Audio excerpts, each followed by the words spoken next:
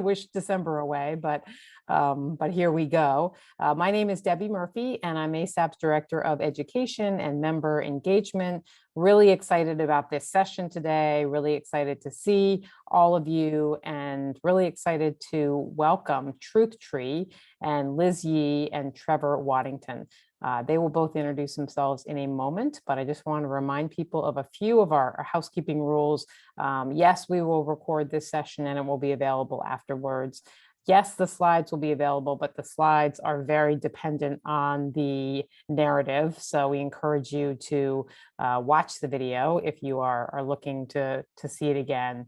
And yes, we will take questions throughout the session. So please feel free to share your questions in the chat box. And you can, Liz will answer those or pull those forward and bring those, repeat those for Trevor and others to hear. Thanks again for joining us, and I'm going to turn it over to Trevor and Liz. Great, thanks everybody for joining us. We're looking forward to this conversation, and in the interest of time, we will start with some introductions. Trevor, you want to kick us off? Sure. I am Trevor Waddington. I am a former director of admissions, marketing, communications, financial aid, van driver to and from a train station, you know, a lot of the stuff that you do or have done. I started Truth Tree like 5.5 years ago, working out of market, and for the past 2.5 years been doing it full time. And we work with independent schools, all things digital marketing, so search engine marketing, think Google ads, Facebook ads, so SMM, content marketing, SEO, you name it, that's what we do. So that's my background, Liz. Yep, my background is similar. I have about 16 years of school admissions, retention, financial aid, carpool duty, all the things. Most recently, I was at a pre-K to 8th grade school in the Washington, D.C. area as the Director of Enrollment Management and Marketing. And I've been with Truth Tree now for about 4 months, and I'm thrilled to have joined the team. And looking forward to kind of sharing a little bit more about our experience and moving you all from the trenches in admissions and marketing and sharing some great information about digital marketing as the new market research. So here's a little bit about our agenda for the day. We're going to talk a little bit about, do you really know why parents are choosing or showing interest in your school? We'll talk about why market research, what it is, and then Trevor's going to have some really great actionable steps that you can institute at your schools today if you wanted to. So we're hoping this will be really informative, really meaty, and we'll have some good takeaways for you as well. So let's start with this big question. Each school obviously has unique programs, amazing faculty, great kids, great communities. But what really at the end of the day makes each school distinctive? And I remember having these questions when I was in your seat 4 months ago about this very topic. Are we really distinctive? And if so, how? And then I think inevitably the next big question that comes up is, what are parents actually looking for when they're looking at schools? So I am hoping this question resonates with you. I can't even begin to tell you the number of times I've had these same conversations over the years with the administrative team, the advancement group, board committees, and I know you are having them too, I would imagine. Enrollment has been waning at schools all over the country, and I think we are even, it's even more pressing now that we answer some of these questions sooner than later. Market research is an important tool to understand what your parents think about in terms of your school and the factors that are at play in their school choice. So as an admissions professionals, you might want to know, what are parents looking for in a school? What is the level of brand awareness for my school? Is my school considered a hidden gem? We hear that a lot. Why do some applicants decline the offer of enrollment, and why do others accept it? What do prospective parents value most when making a school choice? And specifically, what do they value most when they're looking at your school? Answering these questions is vital. It's the key to everything. And gathering raw data straight from your target audience will ensure that your admissions and marketing efforts are focused and you're not simply throwing spaghetti on the wall to see what sticks. I always felt this way. As an admissions director, I would try anything and everything to spread the word and generate interest in my school. Word of mouth programs, ambassador programs, connecting with feeder schools, video, content marketing, we're blogging, revamping my entire admissions process. I know the list goes on and on for you as well. I was always trying something new. However, the more you know about your audience and what they respond to, the more strategic and effective you will be. You don't have to do all the things. So the idea is, what if we paused and took the time to really understand why parents and students choose our schools and used that information to shape our marketing and admissions strategies? So yes, we get it, Liz. We need to get to the bottom of these questions, but how? There's a lot of different ways that we can tackle this. And there's a lot of different ways to gather this type of information. And all of them come with really great benefits and real costs. Some of you may have dabbled in market research or surveyed parents. Others have hired a big firm to conduct focus groups, or you've had a competitive analysis done with big reports and action steps. I've done all of those too. And some of these efforts resulted in real clear steps forward, and others fell a little flat. I also worried about groupthink in those focus groups. We all bring bias and feelings to those conversations. And then you inevitably have the parent that doesn't want to hurt Liz's feelings and share their actual feelings about the school and the admissions process or why they chose the school. And I'm sure some of us have also surveyed prospective parents about how they found out about our schools. This is a really, on paper, it's a great idea, but it can be incomplete and potentially misleading. Do we really expect parents to know exactly what attracted them to a school 10 months ago? As time goes on, memories fade. And what was that kind of the most important factor that actually was at play when they were looking at the school? And for others of us, we don't have the time, the bandwidth, or necessarily the budget to conduct that big market research project. But at the end of the day, you still want to get those questions answered so that you can really focus your outreach and your strategies. And there are really great benefits to hiring a firm to get you going. We'd like to propose a new idea that doesn't require big budgets and will get you direct feedback from parents so you can take the data and immediately implement it in your admissions and marketing plan. What if digital marketing was the answer? Now, this idea to me has really been exciting as I've joined the Truth Tree team and have seen some of this data in action. We know that not only do 70% of parents who search for an independent school start on Google, let that sink in, they start 70%, but more than 90% of them will use Google at some point during their search to gather information about the schools they're considering. This is a little mind-blowing to me. Those are huge numbers in terms of parents going to Google.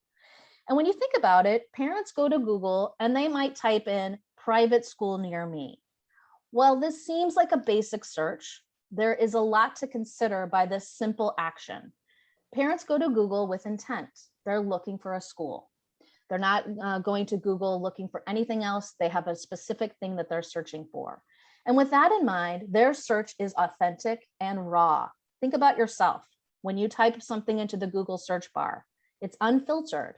No one is looking over your shoulder. Nobody is judging you on the words you're typing in. You type in exactly what you want to find and what makes sense to you. Because a prospective parent's school search is heavily influenced by their Google experience, and we know that it's unfiltered, digital marketing can answer those burning questions about your school, and the data you collect and analyze can be used immediately to tweak, fine-tune, or even develop your larger marketing and admissions strategy. So this is a really exciting topic. We're really thrilled to kind of walk you through what this looks like. Trevor is going to take you through a process where you can see how digital marketing might actually be the cheaper, faster, and maybe more authentic tool to do market research digitally. Hey, thanks, Liz. So I'm going to show you 3 specific steps to get you viable market research that's quick to review and quick to act upon, inexpensive, and, I think Liz and I would both argue, highly authentic. Now, just like any project of this kind, the objective is not conjecture, but concrete, actionable tactics.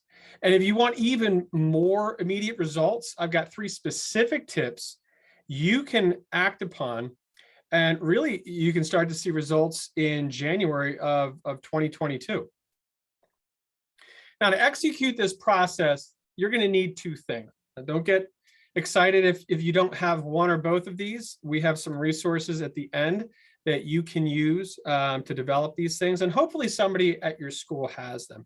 The first one is Google Ads. Are you running Google Ads? And 2 is having Google Analytics and a basic understanding of Google Analytics. Now, if your school is not using Google Ads, I strongly, strongly, strongly recommend that you do. I would say there's only a very, very, very small number of schools that don't necessarily need to use them. And if you're not familiar with Google Analytics, your school really does need to be. It's the heartbeat of your digital marketing, body. And if you're not doing one or both, again, don't fret. At the end of this, we have some resources on our website. We have a lot of great resources. And frankly, you can go to Google and research these, and you can go to YouTube and watch some easy videos on how to set these things up. Google makes it really, really easy for you. So the 3 steps are as follows. Analytics review. What are they asking for? We're going to look at macro and micro level terms. We're going to review the ads, what resonates and what engages with families and parents. And then ad creation or ad recreation, where you're actually market testing the research that you've done. So you may be wondering, Trevor, aren't those steps backwards? And if you're wondering that, you'd be right. So to make this process work for us, we're actually going to do a little bit of reverse engineering. We're going to go to the start. We're going to start at the finish line. And we're going to work our way back to the start. And then we're going to make our way back to the finish line again. And this is a process that you should be doing at least once a year, if not really every quarter. And if you can, a lot more often than that. So we're going to start by looking at macro trends in how parents search for schools all over the country. You can even make it be all over the world. Then we're going to dive into the micro pool and look at keywords and search terms that would be specific to your school. And we'll use an example that may not be your school, but you'll get the idea.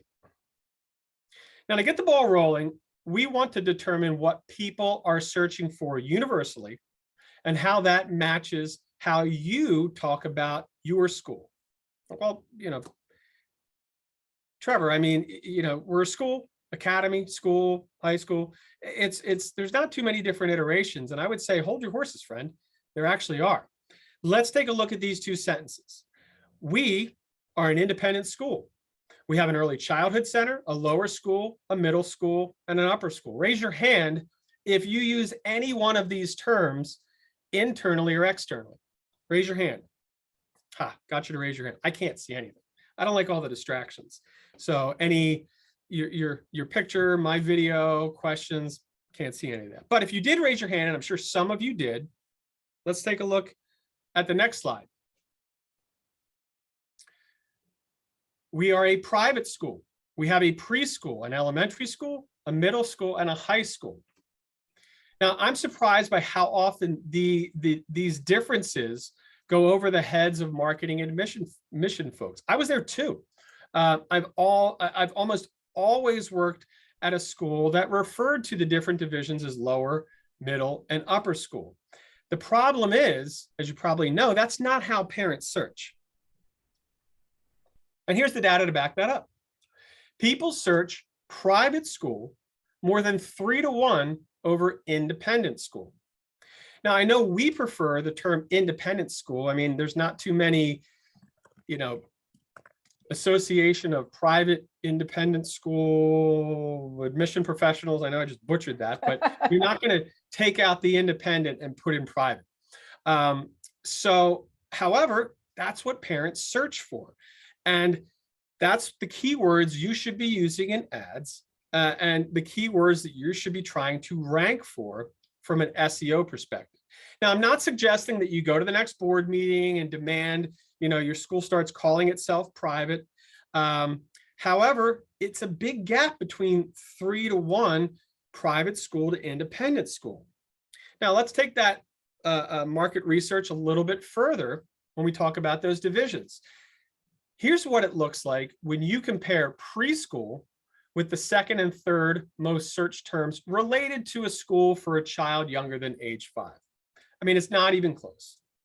And to save us time, I'll just tell you right now, the contrast between elementary and lower school and the contrast between upper school and high school insofar as a search is off the charts. Now, this is the type of market research at a very basic level you need to be paying attention to.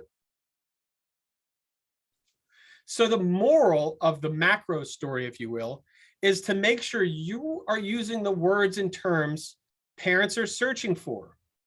Schools get really married to the internal terminology, and sometimes it is to their detriment. I mean, even the slightest confusion or hesitation by a site visitor can be the difference between them contacting you for a tour or continuing their search elsewhere. Now let's switch gears from the macro and talk a little bit about the micro. Now, when I say micro, these are the search terms and keywords that are specific to your school and your type of education. So a popular set of terms over the past 15 years has to do with active movement-based learning. I mean, how many of you, as you talk to parents, have used the terms that we are a project-based school, we have experiential learning here, we're a hands-on type school? Again, raise your hand. And again, I can't see you, but I'll bet you some of you absolutely raised your hand. Now, you may be using one of these terms when talking to prospective parents, but based on Google Trend results, you can see that experiential learning is the most popular search term. But unlike preschool and high school, now these terms can be used to search for a lot of different stuff. That is why it is really important to look at your Google Analytics and your Google Ads search terms to determine what parents are searching for when they inevitably land on your site. Now, interestingly though, in a few slides, I'm going to show you why one school should actually dial back advertising that they are an experiential school. All right, moving on to step 2, and that is ad review. Now, reviewing your ads, it is essential. It is the most important thing, because if they're not working, why are you running them? So regardless if you're using our method, the faster, cheaper, more authentic, or if you've done a soup to nuts endeavor, you or somebody needs to be reviewing your ads and their efficacy. So based on step 1, we know some of the basic terms to use and some of them to avoid, but a lot of the buzzwords we like to use might be interchangeable in the minds of parents. And frankly, people just might not be searching for them.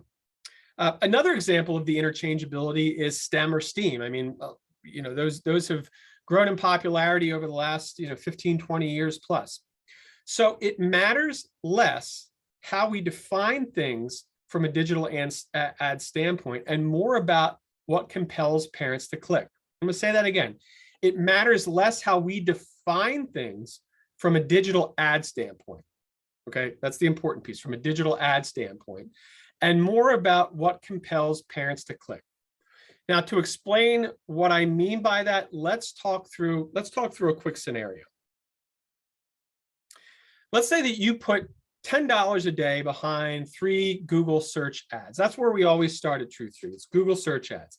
That is where intent happens. People don't go to Facebook with intent to find a private school, crossing their fingers, or I really hope I see an ad for a private school because I'll send my child there. Like Liz said, they go to Google, they type something in with the intent of finding a school for their child. Now, at the end of that period, 30 days later, you put $10 a day. If you're doing the math, that's $300. When you look at each ad and you look at the impressions, you look at the click-through rates and the conversion rates, you should be able to see a pattern. You should be able to see what words are engaging parents. And what they're also searching for was search terms. Again, you may think a certain combo of headlines, descriptions, and site links is the cat's meow, but it doesn't matter what you think if people aren't engaging with it. So here's an example. This is actually one of our school partners. When independent schools tout small classes, rigorous academics, global community, I pause, I roll my eyes, because almost every independent school at one time or another has said these things, but it's a given. That's why parents pay big bucks. They want small classes. They want academics that may not be rigorous, but are going to be their type of academics that they want for their child and may be best for their child. And they want more. That may be a global community. It may be a second language. It could be a number of different things. So I always say, tout what's truly unique about you. I always say for schools, it's 5%. And a lot of times schools are like, oh no, 50% of what we do is unique. And I say, is it really? And when you get down to it, it's usually not.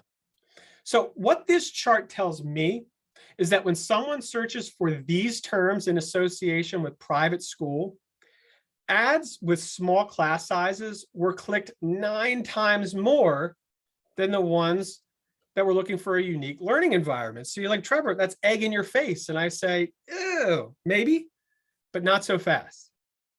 Because only 17 people actually searched for small classes as it related to a private school search. So they may have been searching for private school with small classes. My child needs a small classroom environment to be in. Anything like that, there were not a lot of searches that went through. At the same time, during that same stretch, 182 people were searching for a progressive school. So having been a former progressive school director of admissions, Liz was as well, I'll be honest, that was something that we always sort of had to explain to people what that was. But in the 4 years that I've been out of it, that's something that has gained in popularity, people understanding more of what that means. Now, even less than small classes, almost no one searched for experiential or unique learning environment. They may want it. They may want the aspects of what that really means, but they're not searching for it. So what does that tell me? What does that tell us about this particular market? This is not your market. What does it tell us about this specific market? Well, despite what previous market research stated, because we did market research with them, people did search for progressive schools. They did search for Quaker schools. We said, yeah, we don't think, and that's the dangerous part. We don't think these are things that people are going to search for. Lo and behold, they did. It also told us that parents who search for small classes and a school that emphasizes DEI are a small market, but they know what they want. If they're searching for a school with small classes and that ad says we've got small classes, they're going to click on it. If they're looking for a school that says, an independent private school that that emphasizes diversity, that diversity is important, that has a diverse student and teacher population, they were going to click on that. But people were less interested in experiential learning or any of those sort of terms. But we love those buzzwords, but people just aren't searching for them. Now, to take the keywords and search terms that we just looked at that engage and resonate with users and develop or redevelop a Google search campaign around it using the same headlines, descriptions, and visuals for brand cohesion. So we want to make sure on all of those networks we are using these, but it is a continuation of our market research, because we just saw a 2-month clip, all right? And things evolve over time. So it's important that we continue to look at those and continue our research and not just say, yep, progressive education, Quaker, no experiential, no hands-on. This is what we need to hang our hat on, because those things change. And this is what an ad might look like, right? Remember what we said in bullets 2 slides ago. Despite what previous market research stated, people do search for progressive schools and Quaker schools. Parents who search for small classes and a school that emphasizes DEI they're not messing around. I mean, that's what they want, and that's what they're looking for. And again, people are less interested in, some of those buzzwords that we like to use. I'd say the best buzzword to use is STEAM or STEM. The other two, and this is through a lot of the research that we've done over the past 4 or 5 years, even through COVID, is dual language immersion and IB, International Baccalaureate. But I'll tell you what, you ask parents, and we've done it, what is an IB education? They're like, well, it's an international. Well, you got a degree at the end of it. What does it involve? And they just don't know. They know that that's a buzzword that's popular, so that's something that they want. So that's sort of a reverse of a buzzword actually working. So I created this ad based on the research that we've done.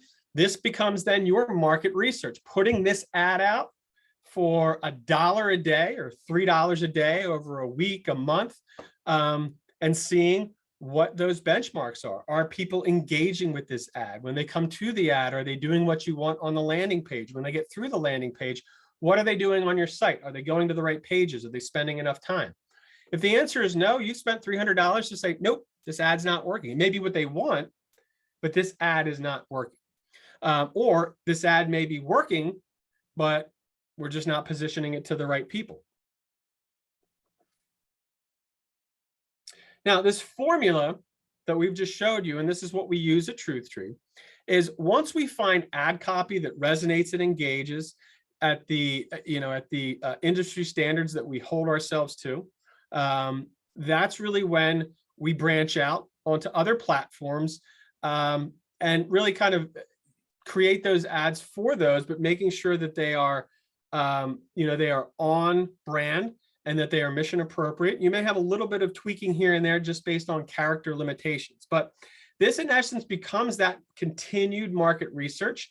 So you can say, okay, what are our marketing goals? Will this help us achieve them? What are our enrollment goals? And will this help us achieve them? And, we then use that incoming data to make small adjustments to targeting. But what we really don't do is adjust a lot of the copy. Now, of course, we do when events come along, deadlines, there's an application deadline.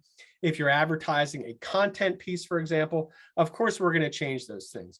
But we always start with Google search ads. And once we've reviewed the data to determine what people want, who those people are, how many of them are out there, we then branch off into these other platforms to give us a more robust market research data to come in. Now, with the same messaging, now we do this with the same messaging, again, with the headlines, descriptions, subtext, visuals, and more, because we want to have that cohesive brand message across all the channels, again, with a little bit of tweaking. Now, this entire process can take, 3 to 6 months, as opposed to a year to 3 years, to really hone in and get highly actionable data. A month, great, you're going to start to get some of that. 2 months, you're going to get more. But 3 to 6 months, you're going to have a really good idea of who the market is, what they want, and are you a valuable investment for their child? I would add in, Trevor, that, if you think about moving this beyond the digital world, the great news is that not only can the data and this kind of tweaked messaging be used in your digital strategy, but then it can also be weaved into your larger marketing plan as well. So you'll want to start thinking about, how are we communicating internally in terms of our retention work? What does our messaging look like for alumni? How can the head of school incorporate some of these ideas into their communication? Or the development team? You'll see new opportunities to start incorporating some of these new ideas into that larger messaging and marketing plan, so that again, that cohesion is happening even beyond the digital realm too. All right, so I also promised 3 quick tips. These are tips that you can really start using this month and hopefully see some dividends, into the end of this year and into next year. Oh, I didn't read them. Haha. So the first one is what's engaging on social, how you can leverage your followers and likes. Bounce rate, what you can do and how you can change those, and how you can create those eye-catching ads. So the first piece is, your social. So, I mean, I think all of you are using Facebook at very least, although maybe you've moved away from it. I know a few schools that actually have, but you have a social presence out there. So tip one is look back at your organic social posts and see if you can find a trend as to which ones got the most engagement.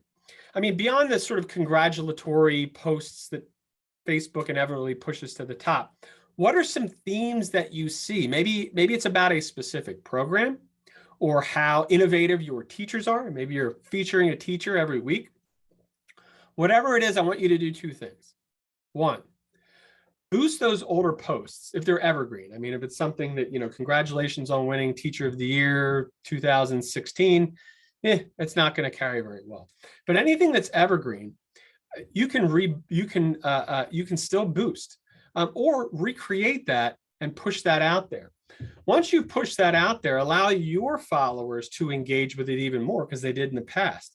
Then boost it, because when you boost it at that point, all of those comments, those likes, those loves, those wows translate over to that and become social proof. So when someone, maybe it's somebody you are specifically targeting, sees your post, your now boosted post, like, wow, this is great stuff. Oh my gosh, look at all the people that liked it and commented on it. This seems like a really great school. And then two, use those themes in-house as well when you are engaging prospective parents. If the prospective parent is anything like a current parent, which they should be, they'll find that kind of stuff valuable. So the next tip is to see where parents are leaving your site, what we call the bounce rate. So for admissions related pages, this is typically, your highest one is typically going to be your tuition page. I mean, for obvious reasons, it's the biggest gatekeeper in the industry. And, you definitely want a chance to sell your school. I mean, that is your job. Let's be honest. Admission directors, it's their job to sell the school. But if people are bouncing off before you even a chance to show them that value, it's going to make your job even tougher. So for the tuition page, give them something to think about, give them something to value before, hitting them with that eye-widening figure that they're going to be paying every single year.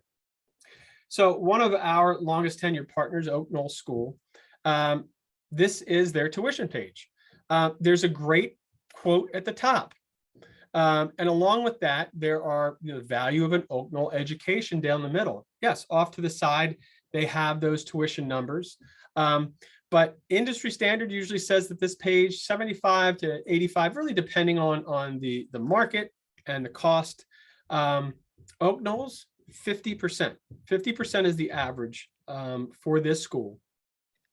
And, so again, you want to give them a reason to stay and to value it. And I would even argue with Oak Knoll and some other schools, put the tuition at the bottom. Don't hide it. Don't make it a PDF. Don't say, oh, you want to know what our tuition is? Please call today. If you're going to have a page that says tuition, you want to give it to them, but create that buffer. I would even go so far as to say, put information about scholarships and financial aid above the tuition. So by the time they get there, it's like, wow, that's a lot of money. But I do see that there's a lot of value in this school, and there may be ways for me to pay less per year. Trevor, can I clarify? So you're saying typically on the tuition page that it's an 80% bounce rate? Yes. Okay. So people will come to this. Sorry. Go ahead. Well, I was saying people will come to this page and 80% of them will typically bounce off of this page as their first trip to the site. So these are new site visitors. For Oak Knoll, that rate is 50%. Because they see that, and that may be like, hey, this looks great. Here's the tuition. They write it on their chart. They move on to the next school search. After they do that, because rarely are people going to let themselves be known to you on their very first visit to your site through an ad, through a landing page. Reason being is you cost a lot. You're a whole long process. I mean, yesterday was Cyber Monday, Cyber Monday. How many of you just blindly bought something because it said 60% off? It was Amazon's choice. You didn't even put it in your cart. You just said, buy now. You slid your thumb across. I'm sure there's going to be a delivery between now and the time we get off of this coming to my house between my wife and myself who've ordered something, hopefully not one of the kids though. So it takes time for parents to really decide if you're the school for them. And so they come to this, okay, this is how much it costs. hopefully you can get them to come back on and start that process. So the next tip is you want to create eye-catching ads. Okay, you've created a great ad, you've done all the market research that we've said, you've got all the right words, but they're scrolling. It's there's a lot to do. Everything's going on. You want something that's going to catch their eye. So a couple of the strategies that we like to use are quotes. I mean, you don't usually see quote marks in a Google ad. There's a great website called Facebook Font Changer, when you can see the ad on the right. We've changed the font. I even put it in German because hopefully that'll catch someone's attention. On the left, we see best teachers in Milwaukee, best in class curriculum, 2021, best school niche. Angela, you'll like that one. And then the ad continues to talk about the high credentialed teachers. Well, guess what the landing page is going to talk about? The teachers and how awesome they are, and maybe some data about them, maybe a little quick story from a teacher. If that's what I'm looking for, if I want a school that has great qualified teachers, I see this ad, I'm going to click on it because it has that. But what's even going to make it more clickable is it's not just words. Something that you can also put in there is an asterisk. You can put, if you have any programs that are trademarked or rights reserved, you can put those in ads as well. Those are going to catch the attention of people's eye. All right, Liz. Trevor, I'm blown away by your brain every day. That was amazing. Super informative. And I think some really great insights here. I would love to open it up now for questions. I haven't seen any come through on the chat yet, but would love to take any questions that have come up. I know this is a lot to process and it's really informative, good stuff. So we have several minutes and would love to dive in a little deeper if folks have specific questions. Also on the screen, you'll see our contact info and our website. I also threw in our resource page, which is chock full of amazing blogs, white papers, all things digital marketing for admissions and marketing folks at schools. So, which is our focus. We only work with schools and their summer camps. So you'll find some really great stuff on there as well. Yeah, and also I'll also throw in that just from hearing from Liz and Trevor at the beginning that they're going to put, we'll post it on the resource tab of our online learning system, but they're going to put in a quiz that you can take. It's sort of a 7-question quiz to assess a snapshot, a little bit of a just brief snapshot of where you are and what you might need. So be on the lookout for that quiz as well, which I think will give you some nice ammunition for maybe what you need to ask for or what you might need to do. And there is a question that popped up. The question is just thoughts on Google ads versus social ads. Would love to hear your thoughts.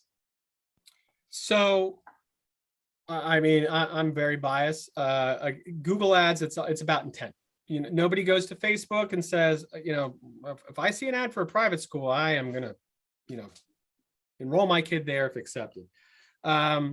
Social ads are a great way for retargeting and remarketing, meaning that they've been to your site or they have indicated an interest in a private school, preschool for their child. So just like when you go to Facebook, you see ads, you have an idea of why you see them. You go to your favorite news, your favorite news website or any of your favorite websites that have Microsoft-based or Google ads on them.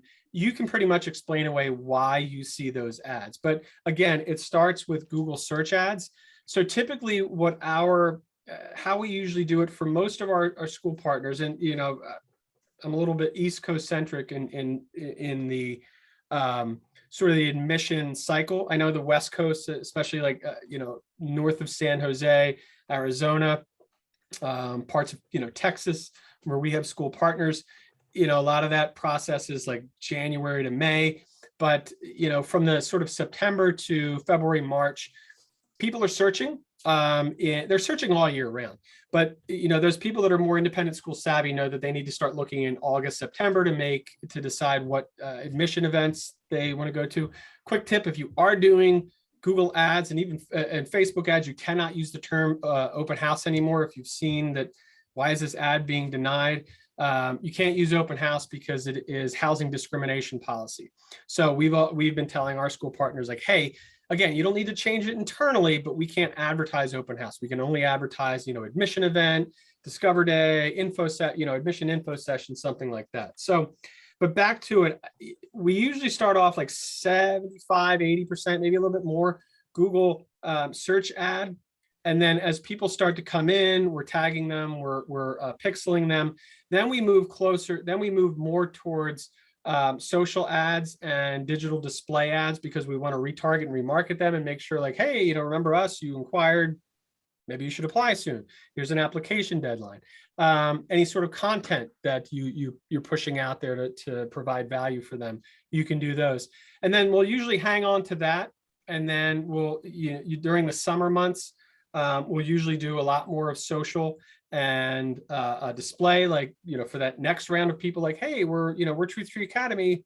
Like maybe if you're considering an independent school, you might want to check us out later. They're not searching yet, but we still want to be, a visual presence in their digital life. So good question.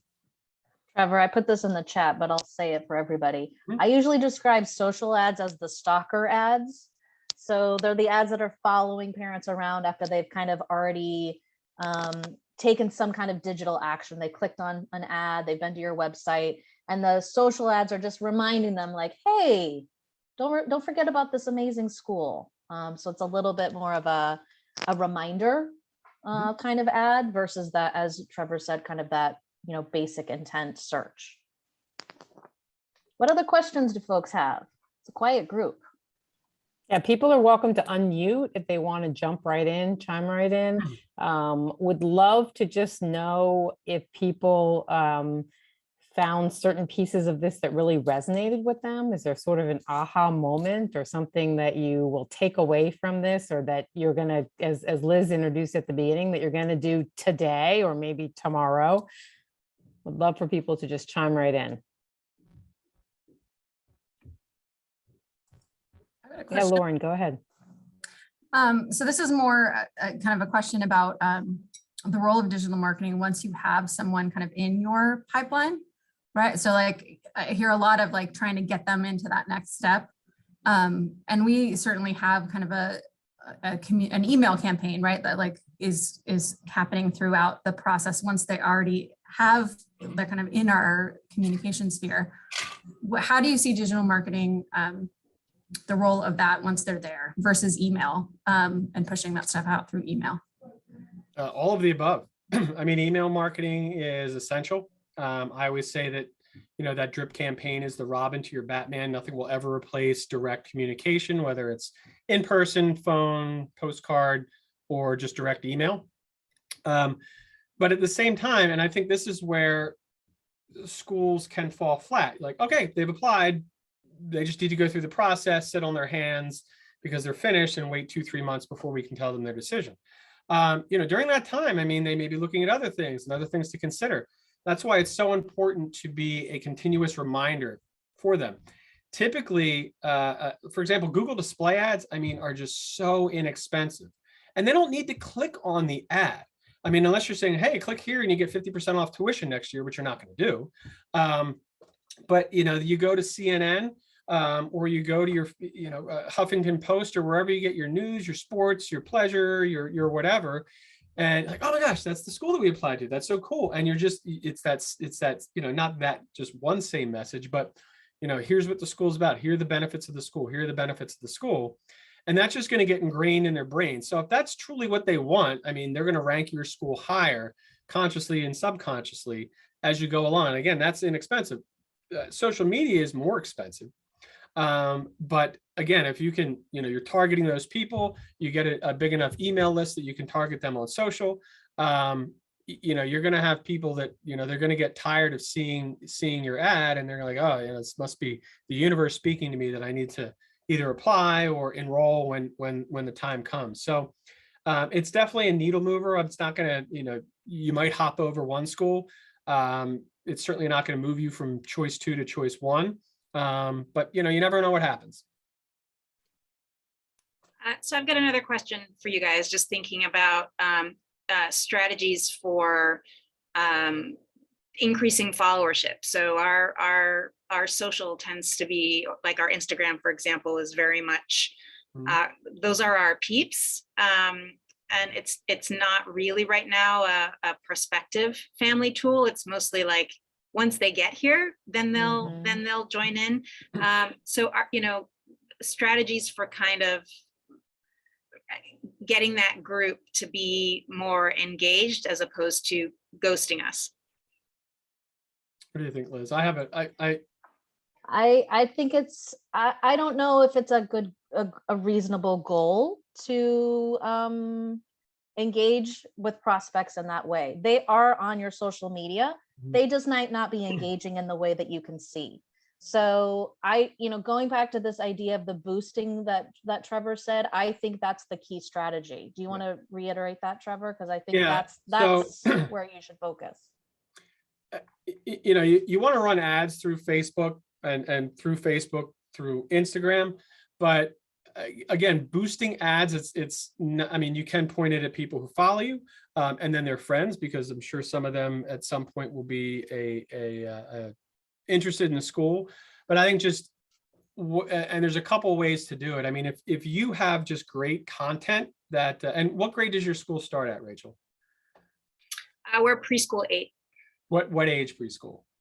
3. Okay. So my question to you, and I'm putting you on the spot here. What is your strategy to get the attention of parents of 1-year-olds? Well, to say that we've got strategy, I think is ambitious. So what is your strategy to get in front of parents? I think mostly we're, surviving as opposed to being strategic and thriving, as I'm sure many schools are. But I would say that word of mouth is really what we have been focused on most. And so I don't think it's a bad thing that our followers are super engaged in our Instagram. Actually, we really need them to be. But Instagram's tough because it doesn't have legs in the way that Facebook does, right? So someone loves what we're doing in our Instagram is lovely, but they're the only ones seeing that they love it. Whereas if they love something in Facebook, then their friends also see it. So I guess what I'm trying to figure out is how do you get that same kind of impact of dropping the pebble in the pond and the ripples going out? So my answer to that across the channels. Sure, is parents go to prospective parents, I don't want to say 100%, but go to your social and they're just going to scroll backwards in time. So if they're looking for a school that, there's an emphasis on diversity, equity, inclusion, and justice, then they want to see examples of that in all your social networks. Are you talking the talk or are you walking the walk? So they're going on there, and they may not fully engage with it. But what I will say is parents that do like your social pages, and we have a blog on it, the enrollment metric.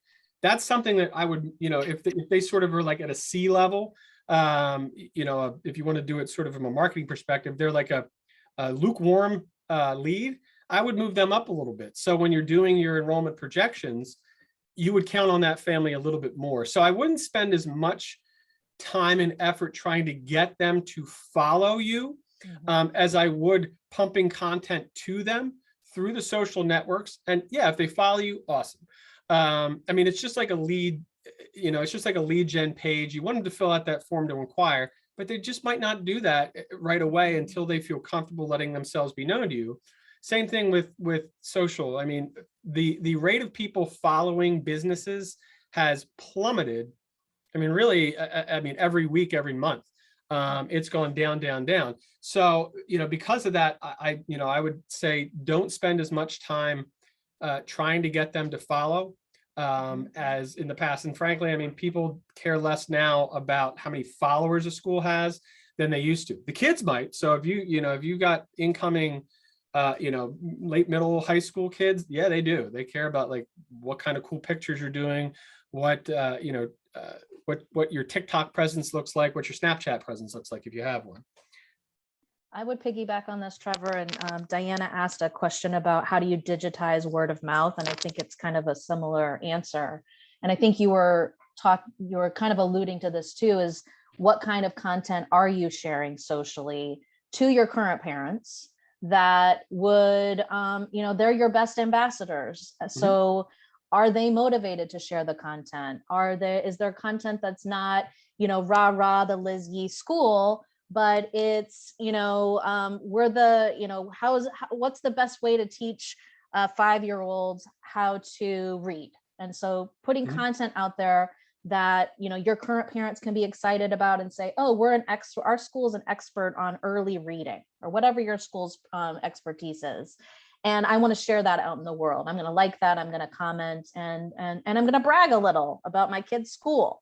So thinking about content that your parents can share, thinking about strategy around boosting that kind of content and getting your current families to share that out on their social, I think will kind of hit both stones in terms of that digital word of mouth piece, but also just spreading your content and your school's name a little bit further than just your current social and your current families. Yes, Susan, it's about them, not about you or your school. Give them something they will value. I love that. And then I apologize, I brought the slide down because I wanted to see some faces, but if you go up into the chat, truth3.com resources-4-u, we did a webinar a couple months, more than a couple months ago on DWOM, so digital word of mouth. So check that out. That has some good stuff that'll help answer your question in depth. Other questions?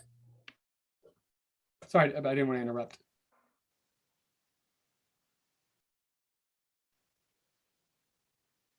Yeah, other questions? I will put a pitch in for January and say that some of you are great at attending our conversation with colleagues that are offered every month and have a specific topic, and they're just free flowing. It's just for you all to talk with each other. And Liz and Trevor are going to join us in January for a Ask the Marketing Expert conversation with colleagues, where again, they will just take any and all of your questions and have this conversation sort of continue. So be on the lookout for that coming up in January. A couple more questions that just popped up. Oh, Michelle, okay. That's great. Yeah. I've got a quick question about the value of Google Ads. I'm looking at my analytics right now, and my analytics tells me the majority of people that are coming to my site are internal.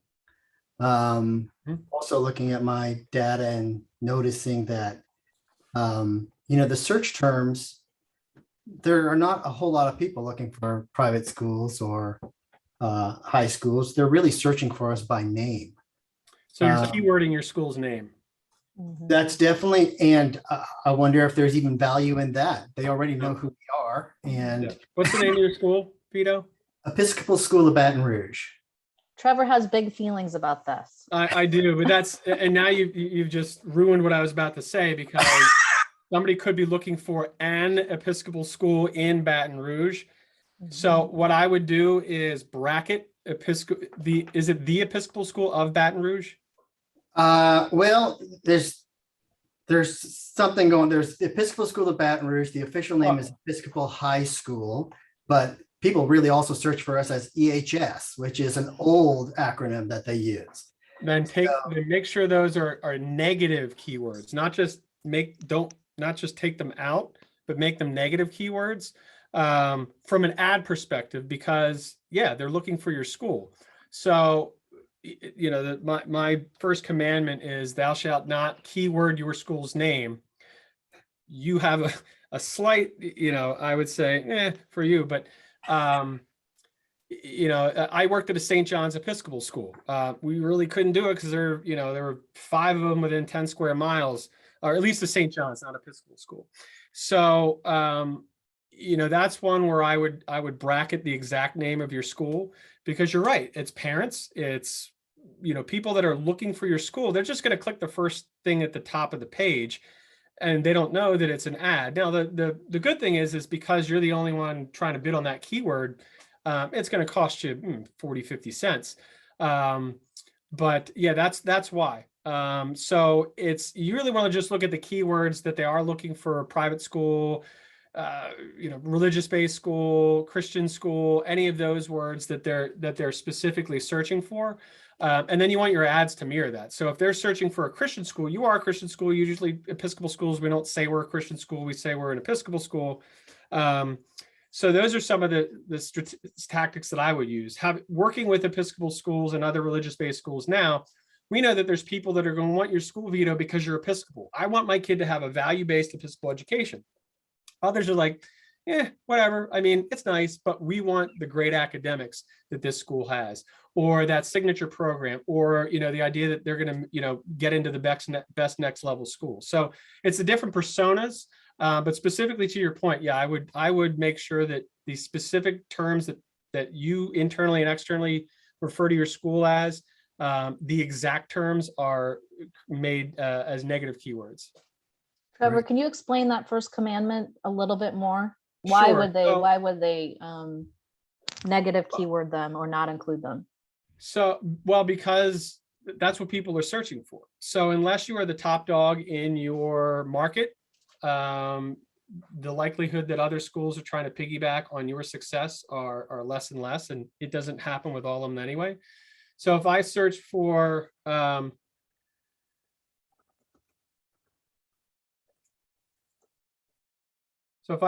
Episcopal school in Baton Rouge, you can't see that. How do I share my screen one more time? And who are you seeing? You're seeing, you can see my Google screen, right? Yeah, we got it. Awesome. Also, So, and I spelled Episcopal wrong. Shame on me. But Episcopal, is this you right here? That's us. Okay, so that's not an ad. You're the first one there. There's no reason for you to do that. So, I mean, there's St. James Episcopal Day School, St. Luke's. But if they're specifically looking for, if I'm looking for this, you're going to show up first. So there's really no reason to keyword your exact school's name. So I would private school, no, private school in Baton Rouge. So, I mean, because of what I put in there. So yeah, I mean, I would just make sure that that's not there. If you feel like you're losing a lot of potential visitors, then bring it back. I mean, it's costing you cents, but it's something you don't need to do. One of the advantages of it is that you can control the narrative. So what you see here is your meta tag and meta description. You can't really control what this says. But if I type in like Episcopal school near me, you're probably going to see some ads that pop up. If I go down here to the bottom, where you can control it. Now, this school isn't, but near me, they're all near me. If I refresh, there'll be some new ads at the top, like St. Patrick's Episcopal School. So, I mean, it looks like an ad. I mean, I wouldn't necessarily create it this way. I would do benefit, and then talk more about the school down here in the meta tags. But, that's just, how we go about it sometimes, but not all the time. So, but that's a good question. And that's sort of my biggest pet peeve. I send emails to schools often and say like, hey, I was looking for private schools near you. And, I see that just, doing research for our school partners, and, they've just got poorly created ads that are pointed at the wrong people. So I, give them a little bit of help on that. But yeah, Vito, that's the number one commandment. I have another question, but I don't want to,